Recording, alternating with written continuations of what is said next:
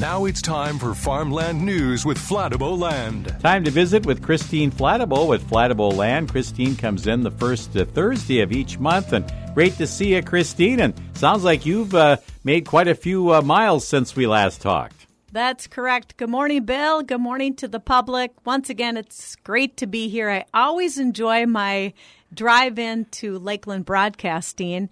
That is correct. I've been across the world in the last week. I made my 8th trip to Hong Kong. There's an organization that my husband, kids, and I have fallen in love with, and that name is International Care Ministries. They serve the ultra-poor in the Philippines, Guatemala, and Uganda. And it is not about me. It's not for my praise, but I'm so fortunate and honored to be their auctioneer. And so last Friday night in Hong Kong, we had a large banquet with many attendees. And at the same time, there was a large banquet in Manila, Philippines. And so they were broadcast. I was physically in Hong Kong, but there was a lot of people in Manila, Philippines. And it raised a lot of money. Sadly, in the scope of poverty, it's just a drop in the ocean, but every dollar makes a difference and to grow awareness. So I had a wonderful trip, a humbling trip, and met a lot of new people and a lot of friends that I've known for about a decade. And I think what brought me the most joy, Bill, is just to encourage this organization. You know, when you're staff fighting ultra poverty, that can feel pretty heavy a lot of days. And so last Tuesday morning, I led the devotional time and tried not to cry, but I cried and cheered them up, and we sang, and it was just wonderful to be there in an encouragement role. But like anything, when you do that, I'm not the gift. They're the gift to me. I went home with my soul fed and my heart whole, and those folks added so much joy to my life. So thankful for another trip to Hong Kong. Yeah, well, wonderful. Now, Glenn has talked about, has he been on similar excursions then too? Glenn has not been over there. I've been trying to get him there, but it's hard to schedule. Interestingly, Glenn has done several auctions in New York. Mm-hmm. Here, I've been across the world 8 times. Wow. I've never done an auction in New York, and he's tried to get me to do that. And it comes to scheduling. But, you know, we're just doing our best to serve others. And, of course, every day we're learning. Yeah. Well, I know I've been hearing your voice on some messages on KWLM around the market time, and you guys are very busy this month of November with some terrific auctions, and maybe we should touch on a few of those. That'd be great. I'm going to run through those auctions. Before I do that, big picture, Bill, it's exciting. Overall, the land market has stayed completely steady and very strong. For A and B quality land, we have seen no difference in prices. We have not seen a dip on the whole. Even with the rising interest rates, for good quality land, it is selling the same, which is pretty interesting. It speaks a lot to the low supply, high demand. The other thing I'm really encouraged by, and of course I can't say this for all farmers, but on the whole, these yields have been tremendous. What an amazing fall. We're hearing of fantastic yields. Now, some places have had it tougher than others.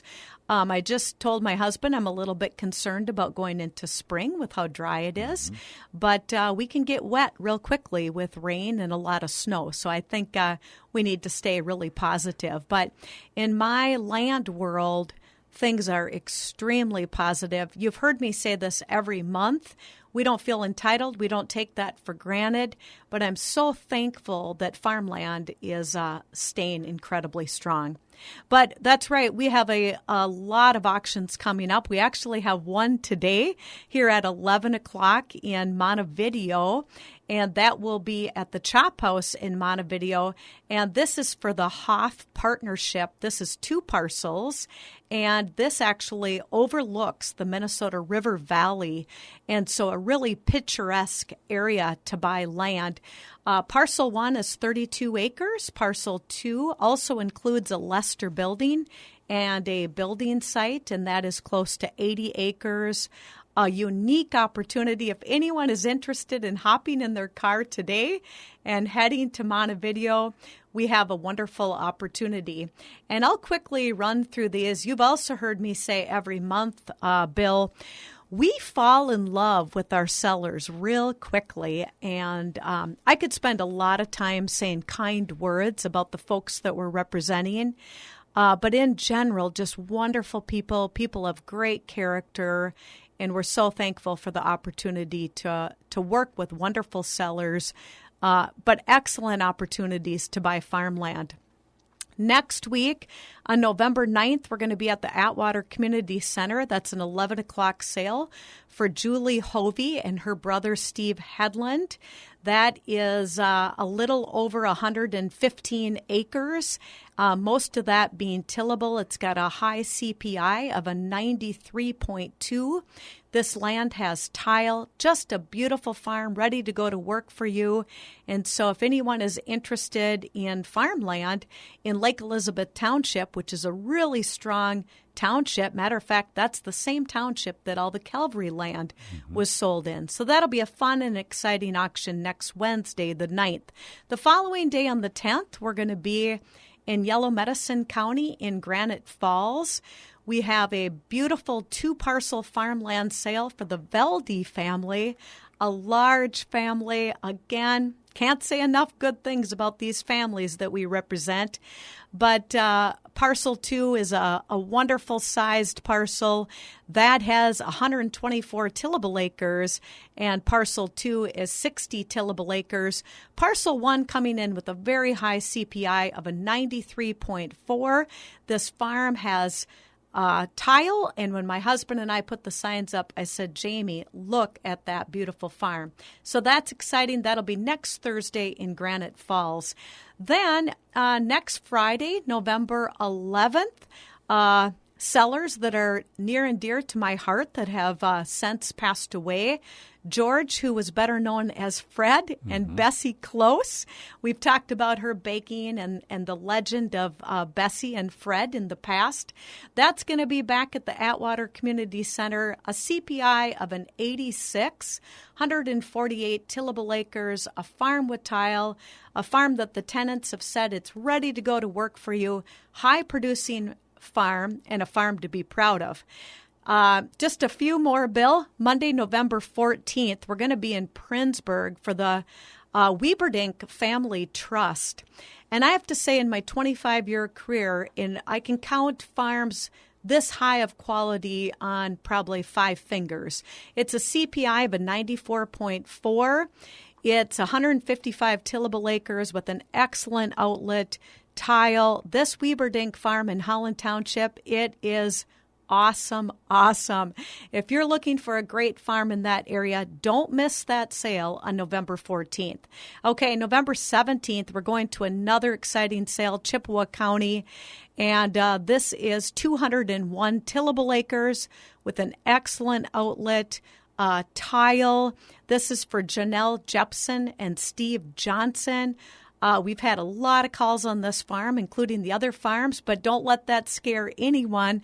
Oftentimes, when I write the purchase agreement, people will say, I never thought it would be me. And so we tell folks, don't miss the opportunity to pick up great farmland.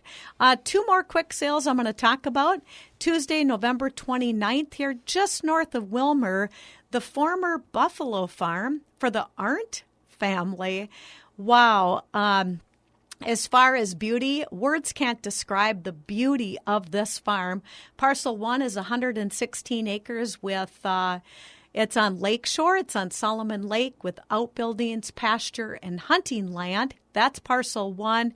You have to come see it. We have an open house next Monday the 7th, Saturday the 12th. Parcel 2 is 72 tillable acres. The following day, we have a 3-parcel farmland auction in Kimball, our second sale for this family, Bob and Kathy Tenney.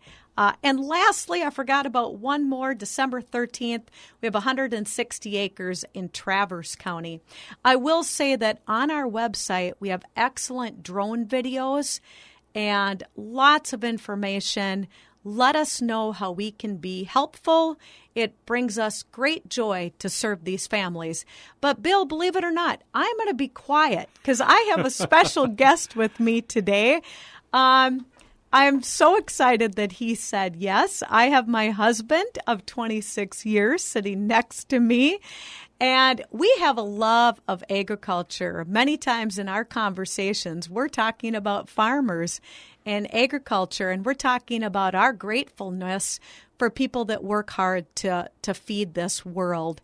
And so I'm really excited to have my husband, Jamie, with me today, and he's going to give you a little bit of his passion for agriculture. Hi, Jamie. Yeah, well, First thanks. of all, you said yes today. When did she say yes? She said 26 years. So did you do the asking originally? I did, yeah. Yeah, you all know Dale Fladeboe. I had to get it by him first. Oh, yeah. So that was not easy. I thought Grace might even be tougher than Dale, but no, she probably was, but in typical Dale fashion, he kind of wanted to keep it quiet from Grace. He wanted to know something before she did. So how did you guys ever meet? Tell me a little bit about that. Oh, boy. I met Kristine, knew kind of who she was in high school. I grew up in Princeburg. She grew up in Welmer. She is 2 years younger than me. So we kind of knew who each other was, but that was about it. And then met her during our college years. She was actually working for Duininck Construction and in the summertime, and that's how I met. She was working there and at Melvin's, which is now Zorba's on the lake. So, were you one of the flag girls out there getting your suntan in the summertime? I was a flag girl.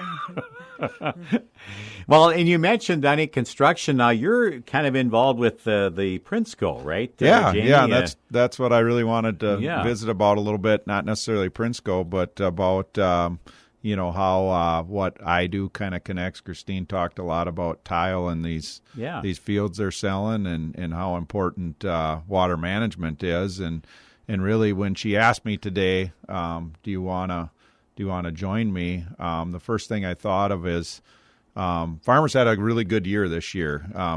Challenging spring. It was really wet and challenged to get all the crop in. But then once we hit 1st of June, things changed. We've had remarkably warm weather, the growing days, the heat units, things caught up remarkably. You saw that crop go from really small June 10 to, tasseling at a normal time and then really coming out early. And we're sitting here, 1st of November, first part of November, and everything's pretty much done, even a lot of the tillage.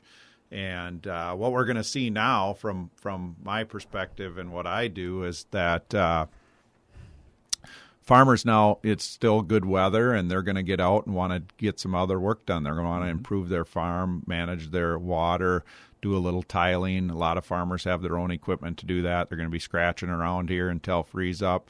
And we've had such a good run. Just wanted to have a safety message around all the importance that happens in agriculture, and there's a lot in the drainage side and the water management side too, and that they call 811 before they dig, and that they're out making sure they're understanding the project before they start. We've had such a great run here the last 6 months, and it would be really tragic to see anyone have even a minor accident. But things happen quickly. There's large equipment involved, and if there's an accident, it usually isn't minor. Right. We've been delivering lunch. Fladeboe Land is one of our, lunch break sponsors. And I did notice kind of the remnants of a burned-out combine on one of our last trips. So I hadn't even heard about that. I know it's been really dry out in the field. So it's fortunate that there haven't been, I think there was a fire in southeast Minnesota that kind of got away. Or actually, the one I'm thinking of was more recently in northwest Minnesota, a grass fire that got away. And I mean, boy, this time of the year when it's this dry, you got to be very careful. Yeah, I had lunch with a one of our Prinsco customers yesterday, and he talked about how dry it was, and that very, very untypical that in a fall the tile lines aren't running. Mm-hmm. You get any rain at all in the fall, they'll be running, and he said really in the last 40 days he's only seen 2 tile lines running, and very uncommon. And so I think there is a little bit of concern about what's going to happen going forward. But as Kristine said, it is dry, but it takes a long time to get dry, and it only takes 1 day to get wet. And we saw that last spring. We had a pretty dry winter and a dry fall last year, and then we got 4 or 5 inches of rain overnight in early May. Timing wasn't very good of that from a planting standpoint, but it really helped push us through that first part of the summer with moisture. Yeah, I've noticed some of the drainage ditches themselves, very little water in them. I mean, it's way down on the bottom, depending on where you are, too. Some of the lighter soils and so forth. Even there is more tiling that's done in some of those instances, too, isn't there, Jamie, than used to be? Yep, for sure. Some of the soils, it just depends on, they look sandy, but they aren't necessarily all sandy. There's a lot of clay. Clay holds water. We're getting a lot of great feedback from more of the Red River Valley that's been so wet in the last over really 20-year period of time, and a lot of saline soils. Drainage and water management really improves those soils, so you'll actually see your CPI on the land go up after a few years of having proper water management in there.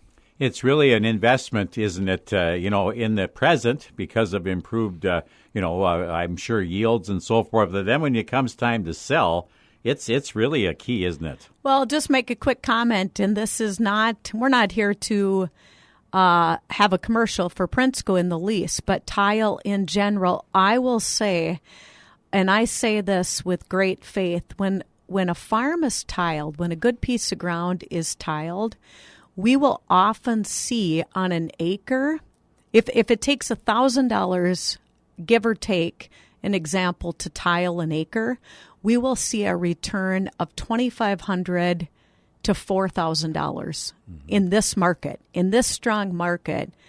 $1,000 an acre will see a return of $2,500 to $4,000 an acre in the selling price of that acre. Yeah. Isn't that incredible? It is. And then with the market prices now, if you can improve your production, I mean, that's substantial too at this point. Yeah, that's right. She's just talking about the sale price of it, not including the fact that every year you're going to see a yield increase of 15 to 40%, depending on what you had before. But and when you're talking $7 corn and let's just say a 20% increase on that, that's really significant. And I think another thing I just want to mention is a couple of years ago I started a podcast, and I really did that because of this topic is very misunderstood. What is tiling, or is water management and managing the water in the subsurface of agricultural fields?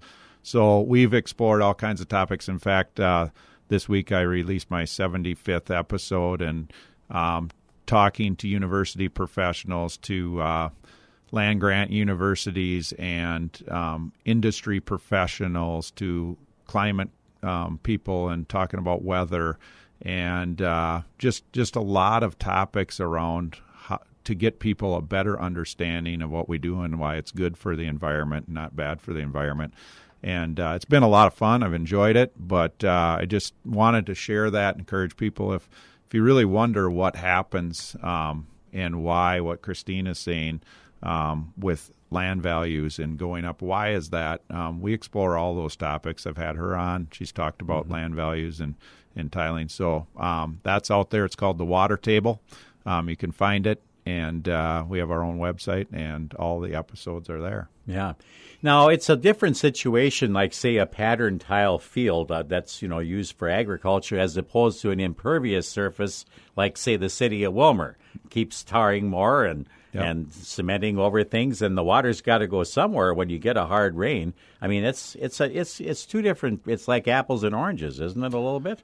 Yeah, for sure. And I think some of the pressure on agriculture when it comes to this is because it's easier to fix, because you don't have plants, large agriculture or industrial plants that are pollutants. You don't have these impervious soils, big cities that are. So if you can manage your water on an agriculture field, it's much less expensive than doing it in cities. But at Prinsco and in our industry, we make other products for storm sewer. We make products now that store water. So we do, really, when I try to explain it, we convey water, we treat water, and we store water, all stormwater basis. But we do that in agriculture. We also do that in commercial or stormwater and residential applications, things like that. And as you don't have to believe in climate to agree that our climate is climate change. You don't have to believe in that to know that our climate is changing a little bit. Just like this year, we had a really wet spring and a drier fall, and we're seeing these droughts out west.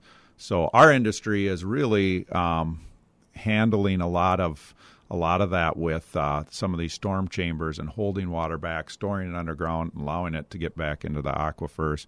That has nothing to do with agriculture, but it has to do with with our cities and our population and keeping water in some of these dry areas.